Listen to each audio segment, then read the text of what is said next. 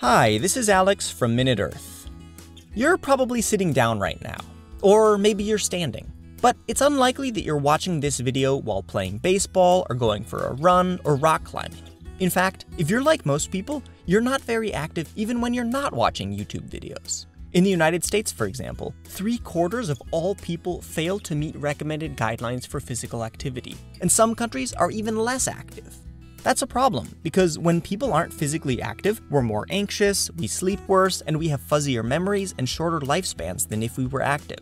We also have a higher risk of cancer, heart attack, diabetes, obesity, stroke, Alzheimer's, depression, and tons of other health problems. If all of us were to exercise more, each year, the world could save over 5 million lives and $50 billion in healthcare costs. But unfortunately, that's really hard because it seems to require fighting against our genetics. Way back in the day, we spent tons of energy finding enough food to survive. So ancient people who took it easy when they weren't searching for food replenished more energy than people who also did pointless physical activity. As a result, they weren't as likely to get exhausted while hunting and gathering, and thus were more likely to succeed in finding food, surviving, and reproducing. Modern studies have suggested that different genetic factors predispose us to be more or less active, and can be passed along. So it's likely that our ancestors, at least the ones who survived, had genes that promoted taking it easy that got passed along and along and along, all the way to us.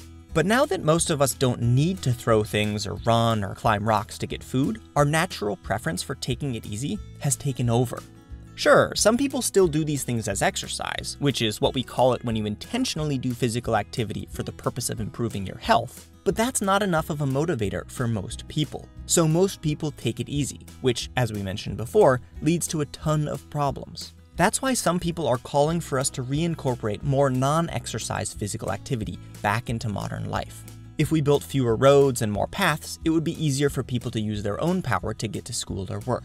If we put stairways at the main entrance to buildings rather than hiding them in a back corridor, more people would use them rather than elevators. If our airports had fewer human conveyor belts, more people would walk. If we turned our lawns into gardens, we could be active by raising and gathering food. And if we took otherwise inactive pursuits, like gaming, and combined them with a physical activity, more people would have more reasons to be active.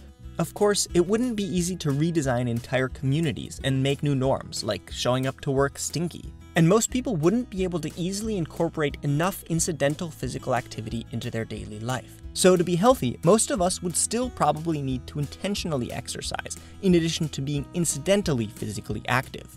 Which means that even if you've been watching this 3-minute MinuteEarth video from your treadmill desk, you should still probably go outside and run around for a minute. This video was sponsored by the University of Minnesota, where students, faculty, and staff across all fields of study are working to solve the grand challenges facing society. One of these challenges is advancing health through tailored solutions, including by promoting physical activity.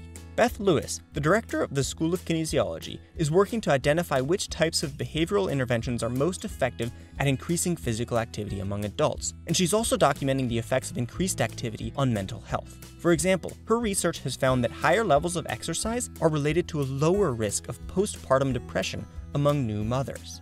Thanks, University of Minnesota.